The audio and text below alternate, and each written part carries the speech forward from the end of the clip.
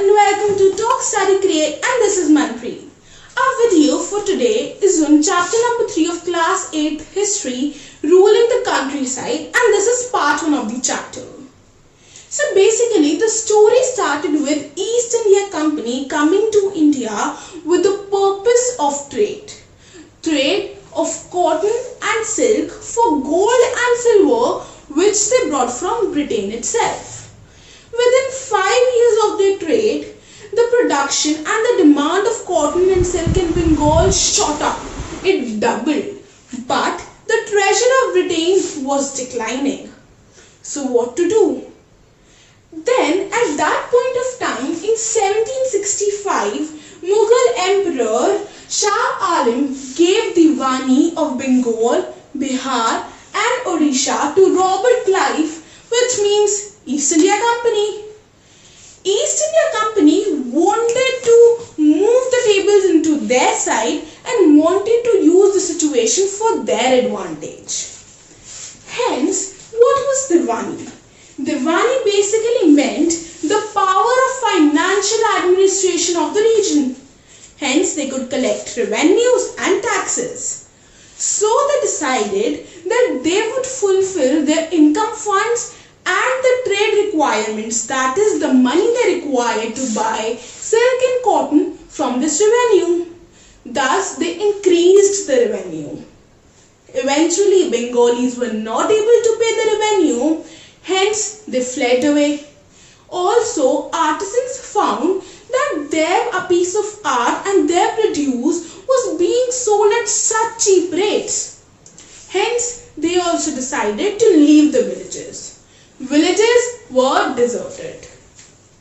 Also, a terrible famine occurred in 1770 in Bengal, which wiped out 1/3 population of Bengal, which meant 10 million people. So, the ways to collect revenue started from there and then. After 2 decades of lot of discussion, Charles Cornwallis, the Governor General of that time in 1793, introduced permanent settlement. Now, according to permanent settlements, the Rajas and the Talukdars of the village were titled as Zamindars. The Zamindars would give peasants a piece of land where they could cultivate, practice agriculture, and peasants would give Zamindars the rent for that land, and from that part of the rent, the Zamindars would pay Britishers the taxes, which were fixed. The revenue was fixed and could not be changed. Now, this was two benefit situation. How?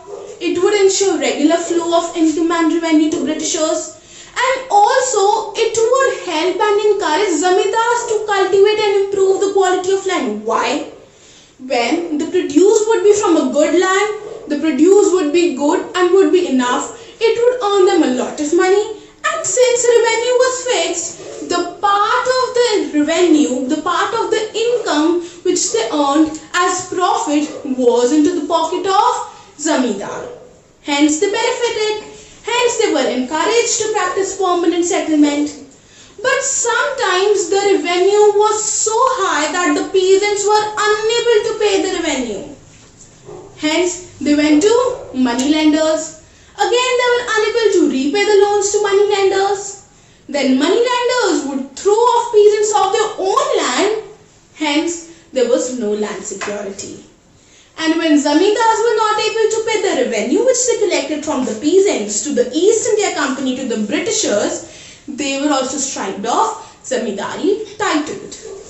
Hence, the plan somewhere backfired because it did not benefit Britishers at all. Then came Hart Mackenzie in 1822, who was a very intelligent man. He introduced Meherwadi system. As the name suggests, Meher means villages. The revenue would be from the villages, the rent would be from the villages. But before that, there would be British collectors who would go to the village, would review the land, the produce of the land, the soil fertility, the customs and beliefs of that particular village, and then they would decide what revenue can be extracted from that plot. Hence, what revenue can be extracted from that particular village. And there were no zamindars in the picture now. There were village headmen. Peasants would give the revenue to the village headmen and they would pass it to eventually East India Company. Now it was a win-win situation. How? Since there was a regular flow of income funds, so British's treasure was never empty. Also, since the revenue was changed according to the changed times and needs, there was no oppression on poor peasants as there was in permanent settlement. So this all was about the northern part of India and the present Uttar Pradesh. Now we'll talk about the southern part of the British India.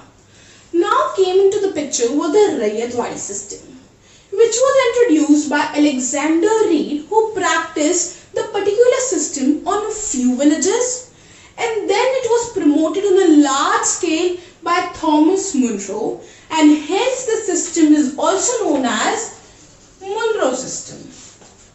So unlike the northern part of the British India, here there were no zamindars in the south. There were no zamindars in the south. Hence the agreement had to be made with the Raiyats, the cultivators. Now since the agreement was to be made by Raiyats, there was a benefit. Since Raiyats were cultivating the land for years and knew the best, so the agreement and settlement was also best. Again, the survey was to be done, the soil fertility, the land produce has to be checked, and then only the revenue was decided. After permanent settlement, one thing that was realized that fixed revenue is not made for this problem. Fixed revenue was nowhere solution. Hence, as we see in Meherwadi system, there was no fixed revenue.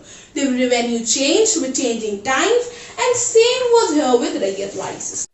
But Britishers, again driven by the greed, raised the revenue. Peasants again unable to pay. Again they fled away. Again the villages deserted. And again the revenue zero. Income fund zero, and eventually treasure started declining.